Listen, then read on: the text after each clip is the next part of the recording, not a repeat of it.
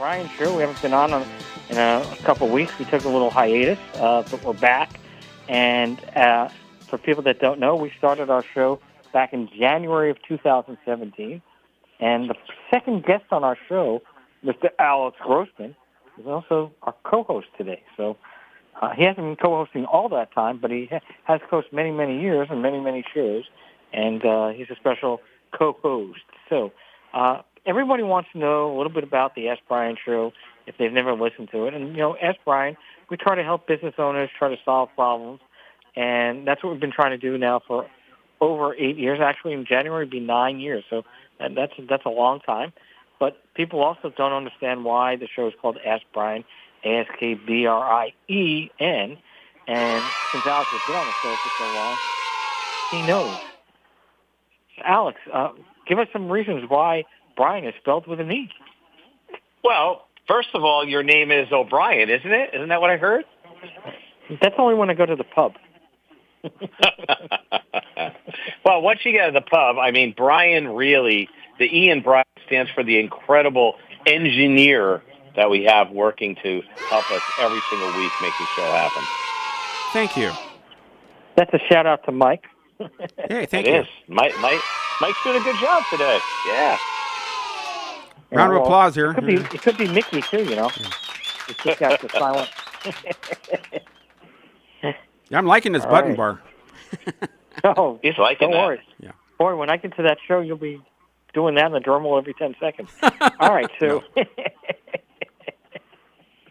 Okay, but Alex, all right, so yeah, the engineer has to do the show. Our podcast, every radio show has an engineer. Okay, but what's the real reason the E in Ask Brien? Well, the E in Ask Brien really stands for education. This is what Ask Brien does best. Educate people on what they need to make their businesses successful. Would you agree with that? Well, in the hold on, in the song "The Wall," we don't need no education, right? So, that's true. Pink Floyd? Well, yeah, but people do also need entertainment, and you have a lot of that. Well, that's a big E. Yeah, along with that other thing you have, which is ego. But what I don't have is empathy. What the hell does that mean? What is that? You word? definitely don't have that. But the one thing Ask Brien does is it has a series of experts, and experts in business to help other business people. If I knew what an expert was, I would tell you, though. That I don't know. You know that. You're just too shy and you want me to do the answer. So I'll tell the algorithm that I created on 8 years ago. We determined that, because when I had my first job, it took me about 5 years to really understand all the A's and Z's and all the way through. There's always something that I was learning and really learning, and I hadn't been through it yet. So we decided that it takes about 5 years to really do one thing and really do it well and to really become an expert. So we figured out 5 years, okay? There are 50 weeks in a year because you do get 2 weeks off, okay? And if you multiply that out times the 40 hours, okay? So, Alex, can you do that math? What's 40 I have to take my shoes 50? off. Hold on. That's Hold on. 2,000. Okay, and then 2,000 times 5 years is 10,000 hours now. And so you need 10,000 hours to really know something. Of course, entrepreneurs, another big E. You missed that one, Alex. Entrepreneur. I didn't go there yet. Yeah. Right. And so for the entrepreneur, we all know that 10,000 hours, that's like working a side hustle or part-time. Because you can't work 40 hours a week as an entrepreneur, but you are creating your own business and creating your own independence. But no entrepreneur that I'm aware of can be working, 40 hours a week and then create it. So typically, since it does take at least 60, 80 hours, Alex, what do you work, 3 hours a week in your business, right? Oh, at the most, maybe an hour. I'm an entrepreneur. I'm sleeping all the time. Alex, you were probably an expert in the first year.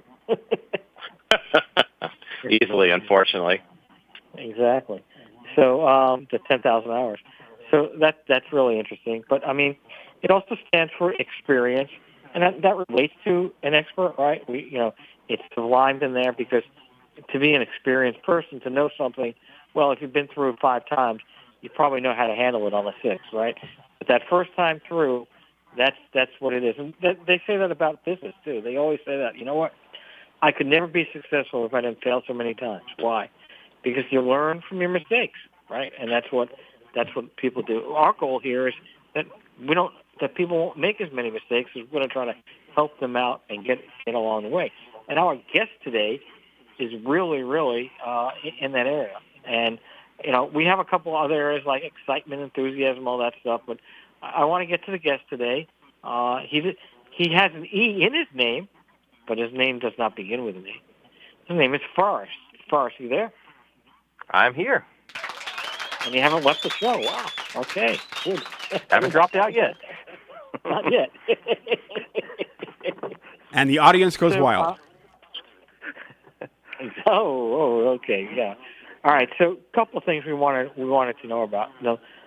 People don't know who you are. So first of all, give a little bit of background. I don't need from first grade on, but a little bit of background in your career and some highlights, so the audience can understand who you are and what you've done. Yeah, appreciate the invite. So, name is Forrest Derr, and yes, we talked about it earlier. I'm from South Alabama, not related to Forrest Gump, but I was able to meet the author Winston Groom because he lived in the town where I live. So. Get that out of the way, but I am living in South Alabama, and I have worked in several different industries. Worked in the office furniture industry, distribution, worked in the tech space and telecom, as well as the SaaS, software as a service business, and then landscaping and construction. So I've had a couple different full-time jobs where I've got a broad brush of industry experience, and then recently I started a fractional Chief Operating Officer business where I'm working with clients, basically growth stage clients that are founder-led that are struggling to operationalize, systematize their operations to where they can grow consistently. So before you became a fractional COO, were you working as an employee at these type of companies, or did you start these type of companies that you're referencing, the construction and the SaaS and all that stuff? Yeah, I was working as a COO or president of those companies. So I was a W-2 employee working in the business, helping other entrepreneurs grow their business, but I was full-time. And I don't know if you can tell us which companies. Can you tell us one or two of the names of those companies? So maybe somebody's heard of them? Yeah, one of the companies was called OEC, or Office Equipment Company, and it was an office furniture and supply company. And then the second company I worked for, which was a company called AltaWorks, and it was a telecom provider. So they did voice over IP and internet. Actually had a national presence. So we had customers in all 50 states across the U.S. And then the last company I worked for as a W-2 was a landscaping company called Sexton Lawn and Landscape, which we did landscaping as well as construction.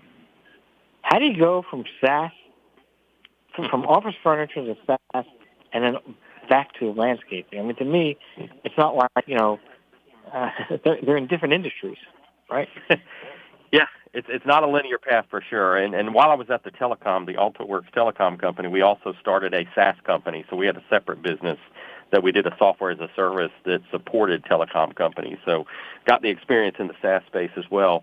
But really what it worked out being is, I was at the office furniture company for 18 years, thought I was going to retire there, decided to try something new, went to the telecom company, worked there for 8.5 years, decided that I wanted to branch out and get some more industry experience, and that's where I went into the landscaping business. The landscaping business, it was an established business, but one of the reasons that I chose that opportunity is because the founder had multiple businesses.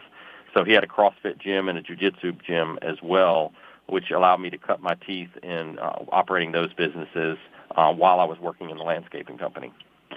Well, hopefully you didn't physically cut your teeth. Alex, do you have some questions? Yeah, I want to, Forrest, great to meet you, by the way. Thanks for coming on. I wanted to ask you a couple questions on that. I look at the varying businesses you had. I mean, everything from telecom, SaaS, data center.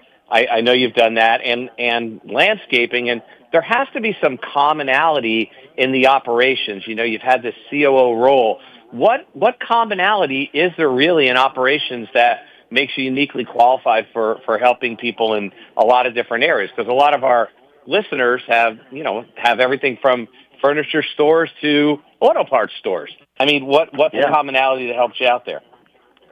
Yeah, it's a great question. It's a question I get a lot, and it's really three things. It's people, process, and structure. So every business, it doesn't matter what you're doing, is you have people and you have processes that need to be followed, and you have a structure in the business. And what I've been able to do in my career is identify the gaps in all three of those areas, or in one of those areas, or in two of those areas, depending on the business. And when I look back at my career, I was always figuring out those gaps and solving those problems to make the business run efficiently. And that's what I've discovered over the past, 12 months since I started this business, is working in different businesses. While the industry's different, there's different jargon, there's different terms, there's different products and services, it all boils down to people, process, and structure. Yep. That makes perfect sense to me. But when you do this and you jump into that, do you think you need to have a knowledge of their business? So you go, let's say you're going to get in there and someone says, hey, I need help with my business. How do you start? Do you go in there and go, tell me about your business, tell me about your problems? What's your procedure if someone were to hire you or want to hire you to do this? Yeah. So I've developed a proven process where the first thing is a 1 hour discussion, and that's really just to get to know the person, the founder, and make sure that, I can actually scratch the surface and help them. But then the next phase is a full day meeting, and so it's hard to say it, but I lock that founder in a room, in a conference room, typically with a dry erase board or over a Teams meeting, and just ask them tons of questions. And those questions are really to help them figure out and identify where the gaps are in their business. Most founders and business owners, they love their baby. Their business is their baby, and they have blinders on, and they just can't see the blind spots. And so my first order of business is to uncover those blind spots and help them realize where they need improvement. So basically you say your baby's ugly, and here's why. I get it. No. It does make sense. I mean, both Peter and I have been entrepreneurs or are currently entrepreneurs, and we do have those blind spots, and we often bounce these things off of each other to help our strengths. But I realize a lot of companies and a lot of people, they take on these roles, and they really don't have people to help them. There's just no one to do it. So having someone to do that, I see, has great value. There's no doubt in my mind about that. But the question is always, how big is the company? How big does a company have to be before they would use your services? And you mentioned you want to help them grow. So do you ever say to them, well, look, I've identified this, and I see this growth, or hey, I don't think you're going to grow? How do you work on that? Yeah, every business that I've been working in has not had a sales problem. They've had operations problems. So they've all got issues where they need to figure out how to deliver products or services or solutions to their clients. So it's really just a matter of identifying what those gaps are and helping them understand, how do they get to the point where they can grow the business. So a lot of them have reached a tipping point. And, I have people ask me all the time, what's your ideal client? And it's hard for me to define. What my ideal client really is a client that has a founder-led business that has reached a ceiling where they can't go any further. They can't grow the business without additional help outside. And so my job is to come in and help and identify what are those things that they need help with. I mean, the smallest business I've been working with is a little over $1 million, and the largest one I'm working with right now is about $70 million in annual revenue. So that's a real stretch. Yeah. So when you're a fractional COO, okay, I imagine. So you have what, 5, 6? How many? What's the maximum amount of clients you have, and what's the obviously the minimum is 1, but what's the maximum amount of clients you can have? Because you can't, you can only stretch yourself so far. A very good question. So the way my model is right now, I have 3 clients at any one time that I'm working 1 day a week in. And so I'll work in 1 Monday, 1 Tuesday, 1 Wednesday, and then I have some clients that I've worked with weekly that now we've moved to a monthly engagement, and so I'll work 1 or 2 days a month with them. So really can only have about 5 clients, and I try to make sure I've got Fridays available, Fridays free to do admin work, catch up. But typically, I'm working Monday through Thursday. And are these you're not visiting these clients; it's all done remote, or do you actually go and visit the clients? Yeah, so I've got some that are remote and then some that are in person. Two of my one-day-a-week clients are in person, where I actually go to their office and work with them. And then the third client is about 4 hours away, and so I go once a month to spend the day in their office, and then the rest of the time I'm remote. And then the other clients that I'm working with monthly, they're typically remote, doing Zoom calls. So you mentioned, and I know you're in operations, but you mentioned that most of your clients' sales isn't the issue. It's usually the operations, getting it all done, whatever.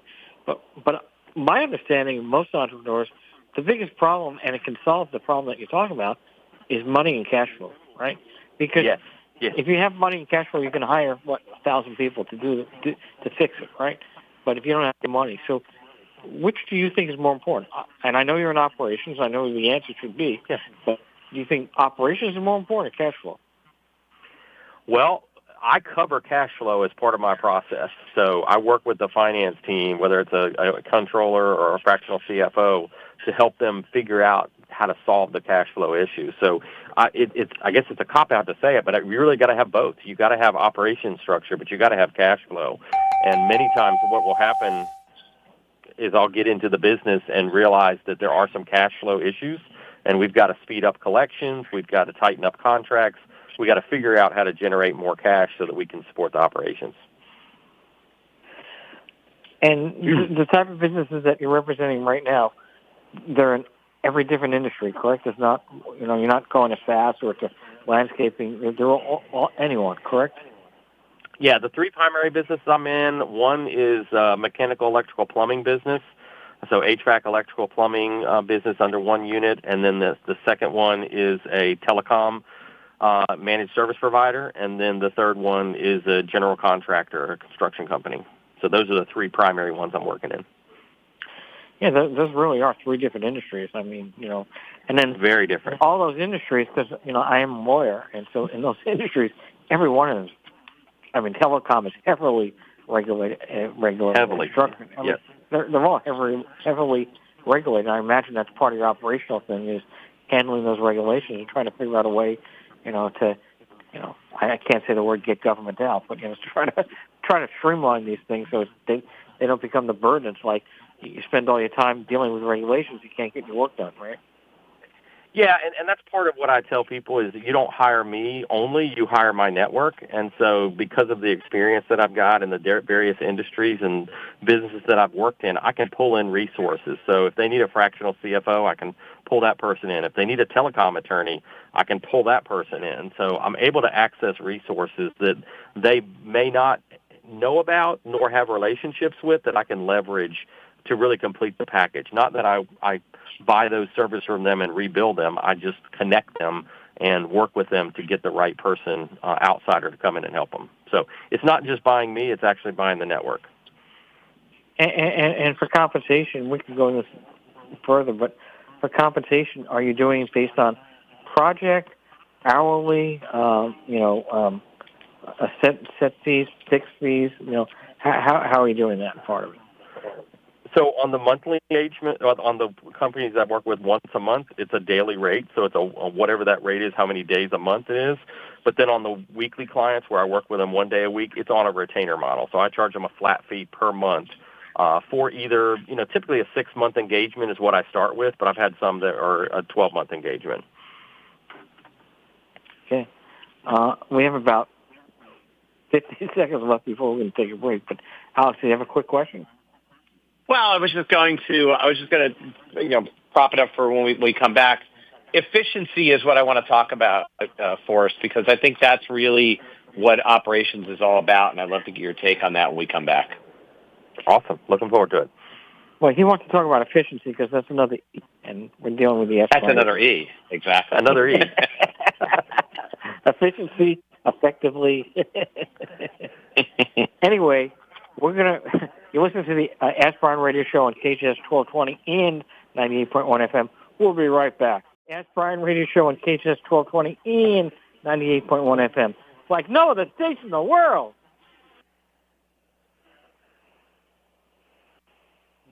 don't know what's going on there. I think we have an operational issue. I'm going to call Forrest. You might need someone. All right.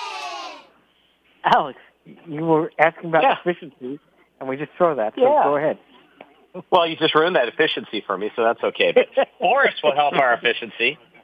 So Forrest, we're talking recapping a little bit about you take these small, medium growing businesses or, have issues in scaling because they don't have great operations. They might have good sales, but, there's something about selling things. There's another thing about getting it out there and to the world, right?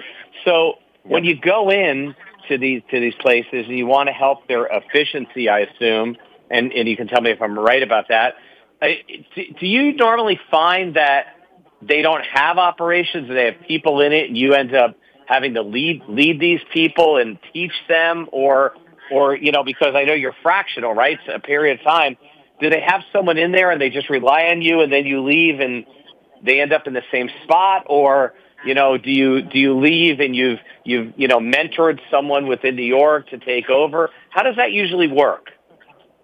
Man, I love how you asked that question because that's exactly what happens with the clients that I work with. I'm definitely in that fractional COO seat for a period of time. Typically, they have their eye on bidding a COO, but they have not taken the step to do that. And so part of the process that I work through with them is helping that founder understand what it's like to work with a true COO because it's new for them as well. And then we go through a process to look at the internal staff as well as external outside the company. Is there somebody internally that could be promoted into that seat and they just need to be mentored into that role? Or do we need to go and look outside the company? So I basically tell every client I'm here to work myself out of a job, and working myself out of a job is to find my replacement. I'm not a recruiting firm, and there's no guarantee I'm going to find my replacement. That's not how this works. But I'm going to come in there, help them build the structure that they need, and help them find and identify if there's a person inside, and if there is, let's go ahead and mentor that person into that role. And do you have to have that hard conversation sometimes with a founder who had a hand-picked person they thought could grow in that role, and you just have to tell them, I'm sorry, that person isn't going to make it? Is that something you end up having to do often? Yeah, I would say not super often, but especially in companies that are family-based businesses. And so sometimes you've got a child in the business, and they've got their eye on that child to take that spot. And I've had situations where I've spent time with that child in the business and pretty quickly realized that's not the right seat for them. So there are some hard conversations sometimes that you have to go through. But ultimately, if that founder is focused on growing and scaling the business, then they've got to focus on who the right person is for that seat, for that COO seat. And what would you call, and that's great, and what would you call a successful engagement? I mean, what should they see when you walk out that door? Or is the thing just going to fall apart and they're going to call you back? Hopefully, for you that's good, but maybe not for them. What do you expect to see at that end of that engagement? I'm going to hire you because I've got this growth engine I want to fuel, and you're going to leave and you're going to say to me, here's what we did, here's what we accomplished, and I'm handing it off to you. Yeah, it's a couple things. One of the big things that I expect to see, and I've heard from multiple clients, especially founders, is you made my phone stop ringing. And while that sounds weird, a lot of times the founders are answering the calls from operations, and they're the ones solving every single problem. And so when you build in accountability and build in the structure where people are empowered to make decisions, the founder's phone stops ringing. So that's one of the biggest compliments I've received from a couple of different founders is that, hey, you made my phone stop ringing. But what they should expect is that there's processes and procedures in place, there's structure and accountability, and we should leave with somebody in that seat that's doing an effective job, and then that person can continue, that replacement, my replacement, so to speak, will be able to continue to reach out to me and ask me questions throughout their journey. That's fantastic. When you're dealing with operations, okay, and I come back from the franchise background, so we have to present operations manuals for people. And what I find, and it's really a very, very fine line here, is you can create all these operational structure for people to follow. But on the daily day things, and even not even on the daily, but things come up. It's not in the book. You can't find the answer. You have to be able, to me, the greatest ability that I find, maybe because I'm a lawyer, but is the ability to think things through, right? That experience that never happened before, to try to figure out how to handle it in the best manner, right? So do you focus mainly on creating rules and systems, okay, or do you also parlay that with, hey, we've got to have people that can think on their feet as well, but we don't want them to think on their feet and go beyond the scope of, I don't want to, the secretary telling someone, something that we don't offer. Yeah, no, I love the question, because I come across this a lot. One of the things I'll do when I go in and talk to a business, I'll say, well, show me your processes and procedures. And it's usually a 150-page document that's in a binder that nobody's looked at in 3 years. And I said, well, that's part of your problem. You need to simplify and really focus on what your core processes are. So part of the structure that I walk through is to help them develop the 20% of processes that get 80% of the results. How do we simplify that to where there's consistency in those core processes? Those 20% will get you 80% of the results. That other 20% left of results that you didn't get, that's where the thinking comes in. And you're 100% right. We've got to empower people, make sure they clearly understand what the scope of their role and responsibility is and what decisions they're allowed to make, so that they can think and solve problems. Oh, that's great. You're listening to the Ask Brien radio show on KSS 1220 and 98.1 FM, but we couldn't do this show without our sponsor, and here's our sponsor now. And the Ask Brien show wants to say thank you to their sponsor, LegalSteps.com. It's spelled LegalStepz with a Z.com. A lot of great things about LegalSteps.com. First of all, it's quite affordable. If you're in the position where you want to start your own business, certainly there are other methods that you can use. You can hire an attorney, but that's expensive. You can maybe look up some books, head online, start researching things on your own, but you're only going to get so far. For instance, if you have a book, certainly it's cheaper to do that, but then you have to kind of figure out how to do it on your own. What I love about Legal Steps is that if you can't figure it out, they will do it for you. They, by the way, being experts and attorneys who have over 30 years experience. So you know that you're in good hands. You know that you're not just working with someone who is just trying to, cash your check. They have your best interest in mind, and they will do it at an affordable rate. Classes are under $150 each. So again, like I mentioned, certainly go get a book, but now you're on your own. This way, with LegalSteps.com, you are able to literally follow along. You have it on your computer screen. You can have maybe another laptop, even a workbook, take notes, that type of thing. And you're watching someone walk you through each and every step. Here, this is what you fill out for this little spot right here. Make sure you dot your I's, cross your T's, that sort of thing. So they're really holding your hand through this experience. All courses reviewed by those attorneys that I mentioned. And you can look into registering a trademark, forming an S corporation, an LLC. It took me about, I'd say, just under 2 hours to take the course from start to finish. It was really easy. And by the end, I felt so much more confident that if I were interested in starting my own business, super easy. It could not be more simple.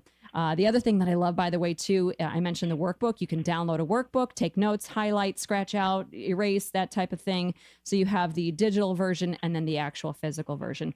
Go to LegalSteps.com and work at your own pace. LegalStepz, that's with a Z.com. Well, thank you, Jen. Thank you, Legal Steps. You listen to the Ask Brien radio show on KSS 1220 and 98.1 FM. So, Forrest, another question I have is, how did you get into this part of the business, right? I mean, did you always handle operational issues when your career started, or was it you did a couple different areas and felt that this is something that you had your best skill level for? Yeah, so in the furniture business that I worked in for 18 years, I was strictly doing operations. That was my 100% focus. But then when I moved to the telecom company, one of the funny things that happened, my boss, when he hired me, he paid me more than he paid himself at the time. And what he said was, I have to pay my salary through sales, even though I was director of technology and marketing is what my title was. So I learned how to sell telecom as part of my role in the company, then transitioned to finance. So I was VP of finance for a period of time and then on to president. So the cool thing in that business is I got exposure to really how the sausage is made in a business, all the different components, sales, marketing, technology, as well as finance. And that really gave me the leg up to be able to transcend that company and go on to the landscaping company where I was able to act as a complete COO that could do everything in the business. And just kind of on a personal note, so you're from Alabama. You spent most of your career in Alabama, or that's just where you ended up being? No, I went to college in Alabama, so I went to University of Mobile. Most people say, well, did you go to University of Alabama? No, not University of Alabama, not Roll Tide. I went to a small little Baptist school called University of Mobile, and I moved down here in 94 when I was 21. So I've had my whole professional career in Alabama. And all the companies you work for were in Mobile? Some of them are in Mobile, so I've got some companies in Alabama, Florida, Georgia, and then I've got a couple of integrators that I coach that are in other states, so other COOs that I coach in other states. And you said you were a team, so is it like they're hired as independent CFOs or independent parties, or is it like, you hire me and I can bring a team along? Again? So do you have a team? So is it just you personally, and you have other people, these independent contractors and other businesses that you know and work with, and you just reference them to them, or do you say, hey, listen, hey, I need a COO, a CFO, and in a billing department, I need a customer service, and you bring them on? Which one?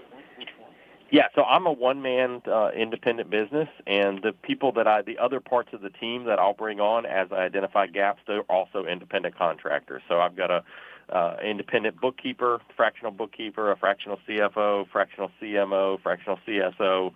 All these people that I have in my network, I bring them in. They're billing the client directly for the engagements that they have. I'm just overseeing the work that they're doing. How did you sign up your first client in this new business? Great question. So here's what I did, and I'd love to say I was a visionary and I had great plans. I just was helping people. So over the 3-4 years before I launched this business, I was helping people with their business over coffee, over lunch, over breakfast, and having conversations with people. And what ended up happening is as I was helping those people, I was also garnering my skills. But then when I decided to launch my business, the ones that I was helping over coffee or breakfast, those were the ones that signed up first. I was giving away time, giving away assistance for free just because I like talking to people about their businesses and helping them through their struggles. And they were my first clients. Well, we have about 2 minutes left before our break. Alex, you had some questions? Yeah, Forrest, I love what you're saying here, and I think it's very appropriate to what a lot of people are struggling with and doing. And I think your role in here is more expansive than what most people would call standard operations, right? This is really, you cross over into a lot of areas that people have. But the question I have is, you get into some of these companies and they grow organically. I heard you say, the founder's phone stops ringing, which is I've been in that position myself. Do you often see where they're asking you, I really don't have a team, the founder is wearing a lot of hats, and can you help me build out this team? Is that a capability that you have and something that you would do as well with some of these people? Yeah, absolutely. Some of them I am working on helping build out a team. Some of them, I get in there and we'd identify that they have a team, but there's one or two members that are not going to help them move the needle. They may have some people that are just not good fits for the organization or good fits for the culture. So I wouldn't say that I'm a hatchet man, but I definitely come in and help evaluate who are the right players. I've used this illustration before. If you've seen the movie Roadhouse with Patrick Swayze, I'm sure you're probably familiar with that movie.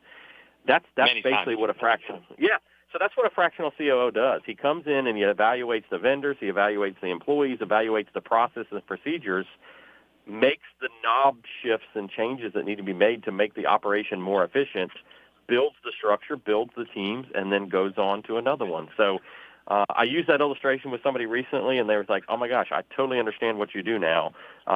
It's really as that, Dalton from Roadhouse. He brought in the liquor company. He brought in the helpers. He brought in Sam Elliott for, doing the extra fighting that needed to be done. He grabbed all the resources and helped them build an efficient operation. Andy had a heck of a high kick. So remember that. Sorry, guys. We got to take a quick break. It's 1:49. You're listening to the Ask Brien radio show on KHS 1220 and 98.1 FM. We'll be right back. Welcome back. You're listening to the Ask Brien radio show on KHS 1220 and 98.1 FM. We've been interviewing Forrest. Some people have said, they're really interested. They need a fractional CEO or whatever, and they wanted to get some information. So, I wouldn't be giving out your personal phone number, but if you can give out people some information of how they can reach you and then connect with you after the show, that'd be great. Yeah, two ways to reach out is visit my website, Derr Consulting, DERR Consulting.com. And then the second way is on LinkedIn. I'm heavily active on LinkedIn, and you can search for Forrest Derr. DERR is the last name. I think I'm the only one out there, so pretty easy to find. All right. Well, that's great. So, Alex, you had a question? I do. So, Forrest, in today's world, we have a number of people who are, they're budgeting very carefully because even if they want to grow the company, they're still watching their budgets. So if you had to pitch someone right now, they think they know they have a problem, they're not sure what it is, they don't really understand the role of fractional COO. If you had to pitch them and say, these are the ways that I can help your company. If you're experiencing this, then you need me. How would you do that in 30 seconds? You're on the elevator. We're doing the elevator pitch. How do you do it? The elevator pitch, yeah. So I would say that if you are a founder and you are struggling with having to answer every question and solve every problem, and you want your team to be empowered to be able to scale the business without you having to pull all the weight, that's where I can help a business. I can help them build the accountability and structure to scale without the pain that they're probably experiencing at the moment. And, one of the things that one of my previous employers said, you have a cost, but the opportunity cost to not hire you is more expensive than the cost to hire you. So I pretty much will pay for myself within the 6-month period in the scaling that can be done without the pain that you've been experiencing before. Well, there you go. Unfortunately, we've reached the end of the hour. So you've been listening to the Ask Brien radio show on KHTS 1220 and 98.1 FM. My co-host, Alex Grossman, and our guest, Forrest, today. We've got his information. If you need to reach out to him, please do. But that's the end of the show. You're listening to the Ask Brien radio show, KHTS 1220, 98.1 FM. Over and out.